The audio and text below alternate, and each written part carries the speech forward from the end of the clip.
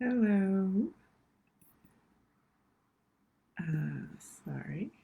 I'm feeling a little unprepared for today. Uh, I try to have my act together most of the time, but sometimes life gets in the way. Today, but I'm here, so I'm gonna get started. Sorry. Oh my gosh. Anyway, all right, here we go. So, what I wanted to talk to you about today is what is the story that you're telling yourself. So if you're feeling crummy about your life or about part of your life, I want you to check the story that you're telling yourself. Our human brain thinks in stories. We're constantly narrating our own lives in our heads, and that's just part of being human. It's what we all do, and there's nothing wrong with that. The problem is that sometimes the stories that we tell ourselves are not the stories that are going to serve us. So we need to kind of check in with ourselves and really pay attention to what we are saying to ourselves, because that is going to impact the way we are in the world and what we expect of our lives. So just to give you an example, I recently saw a social media post, and the poster, described herself as not being able to get out of her own way. It was a cute and funny post, and it was very self-deprecating, and she kind of compared herself to like a small animal in the road who just can't get out of the way.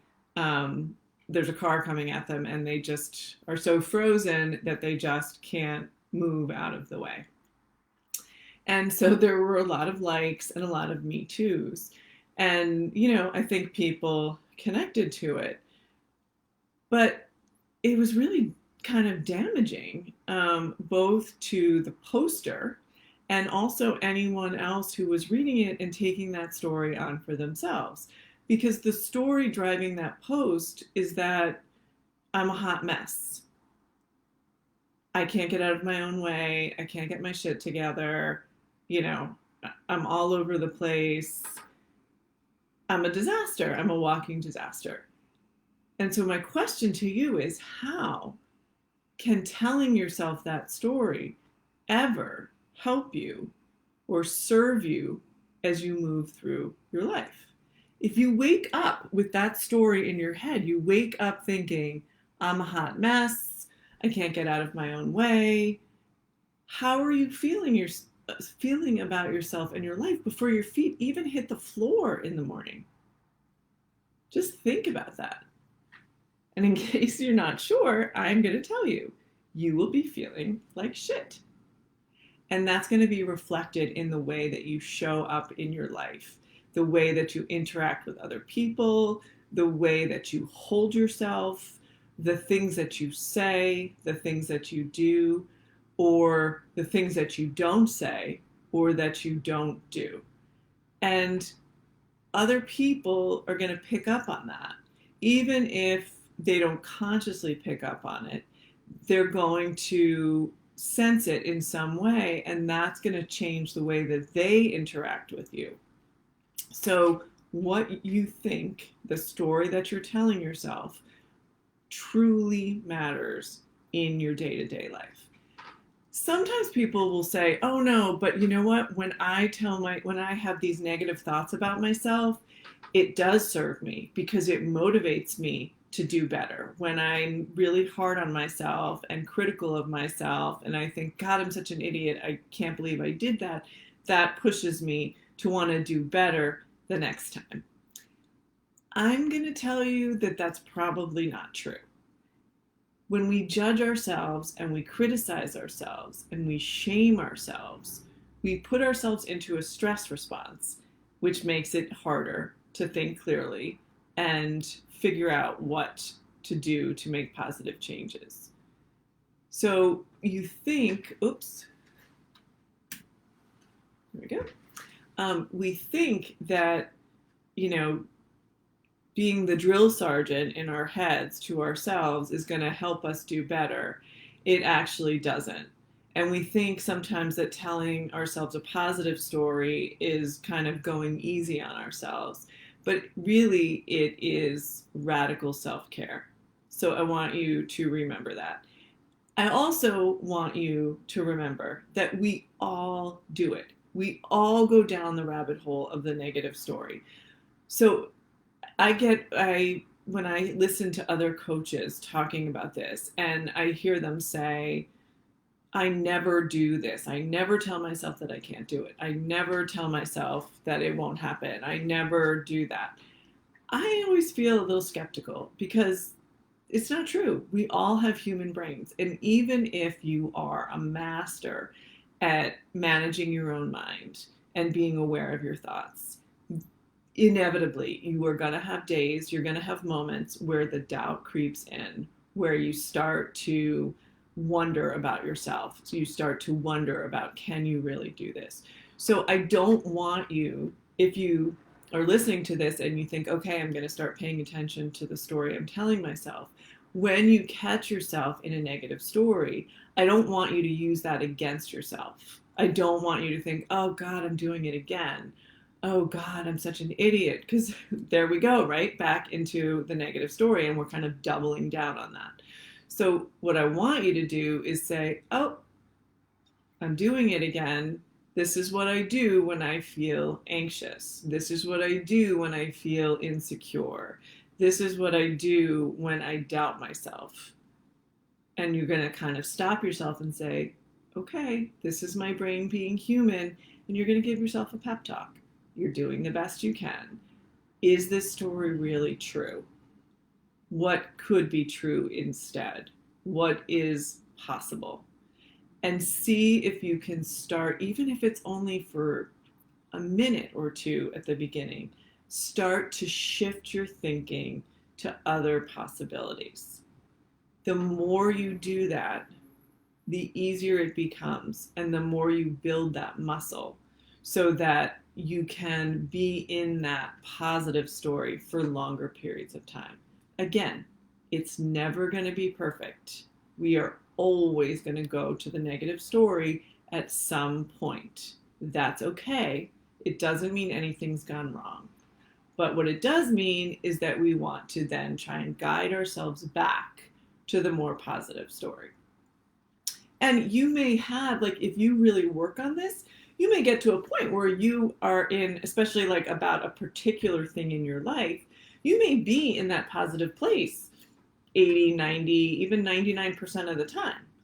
That's amazing. But don't be surprised if even that 1%, the negative thoughts pop up. Doesn't mean anything's gone wrong. You just need to guide yourself back to the positive, the more positive story, the one that's going to serve you better. So when we think about the stories that we tell, it's, most of our stories, or many of them, originate in childhood. We get messages from people around us, either intentionally or unintentionally, that our brains weave into a narrative, and then that narrative shapes our life. And depending on your childhood experiences, you may have more or less positive or negative stories, in your mind. So if you had a very difficult or traumatic childhood, you may have more work to do around creating positive stories, and that's okay. That is where you are. It doesn't mean that you can't make the shift. And also, I want you to keep in mind that our stories are multi-layered, and so they can be sneaky. So you may have a generally positive story about something, but even in spite of that positive story, there may be a nagging doubt somewhere, and that may be holding you back. So if you can uncover that thought and be aware of it and start to shift it, it can help you move forward. So I just want to give you an example from my own life of a story that I told myself. And I have talked about this before.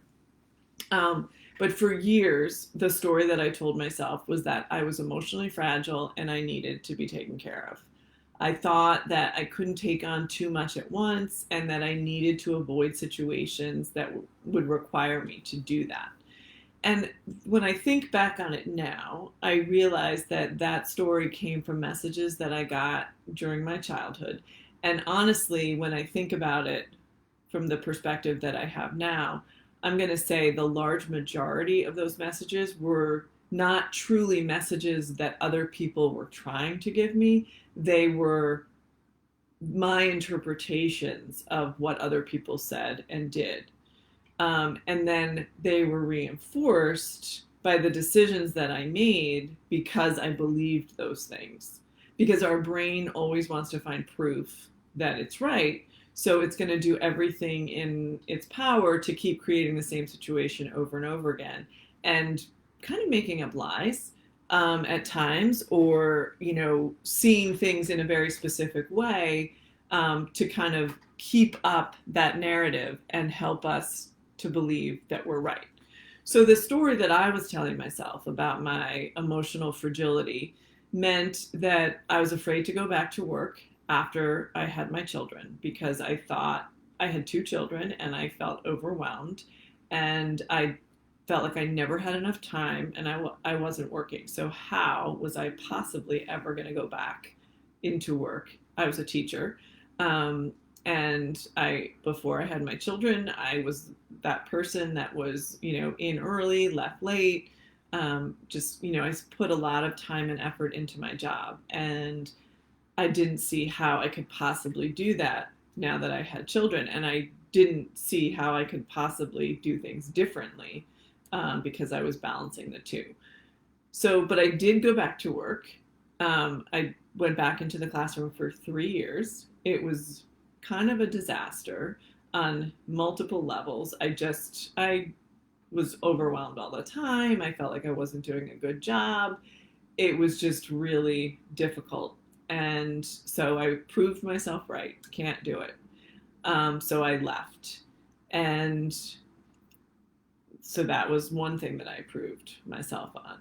The second thing that this story that I was telling myself around emotional fragility meant was that I was in a relationship that wasn't working.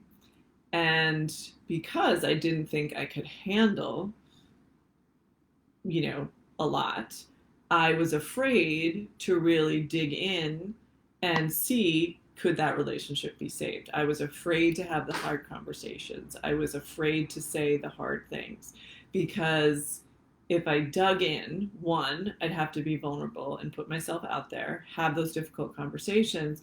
And then depending on the outcome of those conversations, I might have to contemplate the idea that the relationship needed to end. So my brain told me that living in an unhappy relationship was easier and less stressful than either doing the work to reconnect to that relationship and really make it viable and strong, or deciding that I needed to end the relationship. So because I had this thought driving me that I was emotionally fragile, I kept myself in a situation that kept me emotionally fragile because I was on edge all the time. I was unhappy. I was walking on eggshells. I felt trapped. So I was a mess, and that's what I was telling myself. And the choices that I made continued to create that story and make it true. Again, proof that I was right about myself. So I had no reason to go and change my thoughts. Finally, I came to a realization through a series of events that made me start to question, is everything I'm telling myself true? Is it really true? Or is something else possible? When I had that realization, I didn't know what the answer was, but I did know that I wasn't happy where I was. And so I hadn't been happy for a long time, and I had kind of been telling myself that I was taking steps to change it. But it was this half-hearted attempt because in my mind, I really didn't believe that I was capable of creating that change. But when I had the realization this time, finally, for whatever reason, I guess I just kind of maybe hit my rock bottom, I decided I was going to truly 100% commit to figuring it all out. I was going to do whatever I needed to do to figure out who I wanted to be and where I needed to be in that time in my life. I'm not going to tell you that it was easy, because I would be lying if I told you that. But I kept believing in myself, even when there was a big part of my brain that was telling me that I shouldn't. There was a big part of my brain that was saying, go back, danger, this isn't safe, just stay where you are. That's the safest thing. I kept believing I could figure it out. I kept believing I was strong enough to do what I needed to do. I kept believing that I could take care of myself and my children. And so I believed all of that. And what ended up happening for me, not necessarily going to happen for you, is the shit hit the fan. It did. Things changed. The stuff that I was the most afraid of actually happened. But instead of falling apart, I rose to the challenge. I overcame and I did what I needed to do, because I had changed the story in my mind and I was telling myself that I could do it. So I went from being a stay-at-home mom who felt overwhelmed and like she never had enough time to becoming a full-time working single mother who commuted each day, took care of her kids, made time for herself. I also, once I got all that together, decided to go for my EFT certification and start my own business. The only way that happened for me was because I changed the story that I was telling myself. I started to believe that it was possible. And doing that was not just a one-time thing. It was not that I woke up one day or had that realization and said, I'm changing my story, and I never looked back. No, it was a daily recommitment to changing that story, growing into that story, believing in that story and the person that I was becoming. It was a process, and it's a process that I continue every day, and I will continue every day, because the story's always changing. You grow into something and then you're ready to grow into something else. And so you have to change your story again, because what you didn't think was possible, what you didn't think you were capable of, comes to fruition. And then you think, oh, well, hey, I could do this now. So you're constantly changing your story. And the stories that we tell ourselves matter, because they impact who we are and the way we show up in the world. I just want you to think about the difference between telling yourself, I'm a hot mess, or things are hard right now, but I'm going to get through it. Which one feels more empowering? Which one has possibility? Which one helps you believe that you are capable? So ask yourself, what is the story that you're telling yourself right now? Are you the hot mess? Is that what you're telling yourself? Or that you can't get it together, or you're falling behind, or you need your glass of wine every day to deal with your day? Is that what you're telling yourself? Because you're going to find ways to make that true. Or are you telling yourself, you've got this? You're going to figure it out. You're going to have the tough conversations that you need to have. Things are challenging, but you're going to get through it. What does that story look like in your life? The way that you're feeling about your life is going to tell you if your story is serving you. If you're feeling crappy about your life, chances are the story that you're telling yourself is not serving you. Yes, there will always be challenges. There will always be times in our lives that life is hard. It's not going to be sunshine and roses all the time. But you should feel like you are in control of your challenges most of the time. So if all of this feels kind of heavy, And it might, here's the good news. You are the author, and you get as many rewrites as you need to get to where you want to be. You can change your story, and you can change your life. You can also ask for help, and you should ask for help. I've had the help of friends and family, therapists, EFT, and I've had multiple coaches over the years. We're not meant to do this alone. We're here to do life together.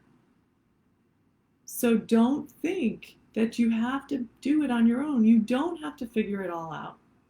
You don't have to hold it in and feel shame because things are hard sometimes. That is the experience that we all have. And there's no shame in that. It's the human experience.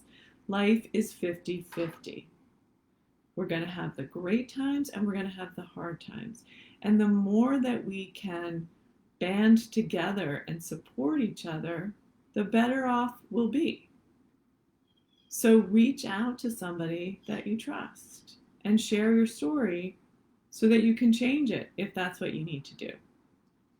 And if you want help with this and you are interested in coaching, you can reach out to me today and set up a free consultation to learn more about how I can help you using EFT and other life coaching strategies so that we can rewrite your story, or I can help you rewrite your story so that you can create the life that you want to live. Because you deserve the best. You deserve to be happy. You deserve to create the life that you want to live and to be the best version of yourself. And honestly, you owe it to yourself and to the people around you because they want you to show up as your best self too, so that you can be there for them and they can be there for you. So thanks for joining me today, and I am wishing you a wonderful rest of your day.